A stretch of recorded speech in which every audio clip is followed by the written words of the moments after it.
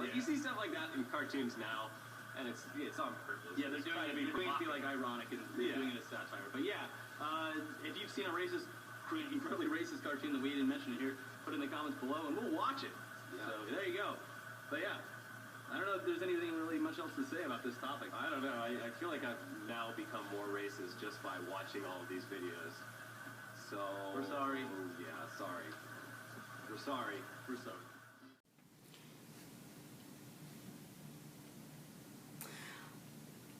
So what I'm seeing in social media is a younger generation poking fun at some of their previous generation's serious issues. That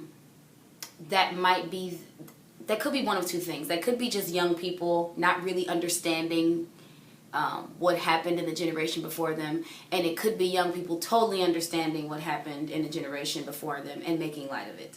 So to me, that's what I see. I see that could be because young people do dumb stuff. We can all agree to that. I've made light of serious situations. I've had to check myself over the years and say, hey, that's not funny. You shouldn't be joking around about that, on various situations. So I totally believe that could be one of those two things. The second question, I don't remember what you asked me. So what do you think that means? Says about our so our what culture. does that say about our culture? Well, no, let's go back. So you said there was two things, right? Mm-hmm. So maybe young people not understanding the gravity of what they're making fun of. Is that helpful or is that harmful? I see it in both ways. I see it as helpful because it's an opportunity for the elders to come and school young kids and let them know, because people have had to check me about things I was joking about. And that's an opportunity for connections to be made. It's an opportunity for young people to learn and grow. On the other hand, it's harmful because like all young people and like all human beings, not everybody's going to have a listening ear. Not every elder is going to share that wisdom. So on that part that's left open, and it's like to me grabbing a knife out of the dish rack, and it's sitting up. To me, that's the equivalent to it. So it can be helpful and harmful depending upon how we as humans respond to it. Okay. So the second part of that same statement you just made, you also said that there may be young people who know very well. Who know good and well, yeah. Who know good and well. Yeah. That they're making fun of something that they shouldn't be making fun of. Mm-hmm. So what is it that they're trying to get by doing that? Because all human behavior is goal-directed. People do stuff because they get stuff. So what's the intent? So what do you think the intent is? If I had to guess what the intent is, I wouldn't be able to because everybody has their own agenda. Well, in social media, right? So what are you seeing in social media? I'm a late M, was considered a late M baby boomer. And my mother chose for us to be here in the city, and I went to a racially integrated high school, junior, senior high, 40% African American. I think this whole line where people don't understand their connection to racism and their connection to institutional racism.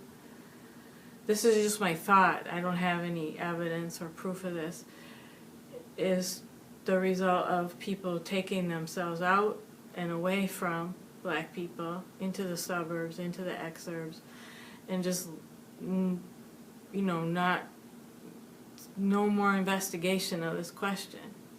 And I don't know what's happened in public education since I left public education. I don't know if these things are covered in the schools or anything like that. I just don't know. But it seems like there's a whole group of young people that are just unaware of what's happened and unaware of the privilege that they experience, and in some cases the racism that they experience.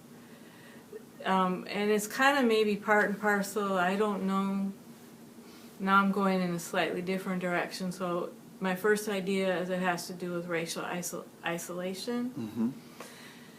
And then there's another trend, where young people of white and people of color are growing up together. Mm-hmm. but still without a sense of history and without a sense of what's gone on before, that seems to minimize all of these behaviors, or it seems to legitimize all of these behaviors somehow in a way that's very confusing to me. Mm-hmm. Very confusing. And it offends me, but I'm not really sure how I would enter into that discussion with people who are making these choices. Yeah. Yeah. So one more lane switch, and then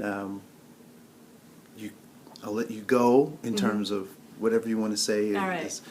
We can do that. So I'm also doing a piece on equality versus equity. Okay. And so, what do you? First of all, tell us what your definition is between those. I mean, how do you define equity and how do you define equality? Oh, I should have a, off the top of my head definition for equity, which would be the Policy Links definition, which I don't have on the top of my head. But the difference for me between equality and equity is that we're all equal. I'm of equal value as you, as a woman. Equal value as you as a man versus me being a woman. Or equal value, I'm a person who's identified as white, and you are a person who's identified as black or African American. We're of equal value. Equity to me is about systems and whether or not the systems deliver the same rights and privileges of the U.S. citizenship to you as they do to me, or to me as they do to a man. So equity is about how a system operates. And then the other thing about equity, you're just catching me, here on an afternoon, on a holiday afternoon, but equity is also, fairness, people think is, equality seems to be tied to an idea about fairness, and fairness seems to be an idea that everybody's treated the same.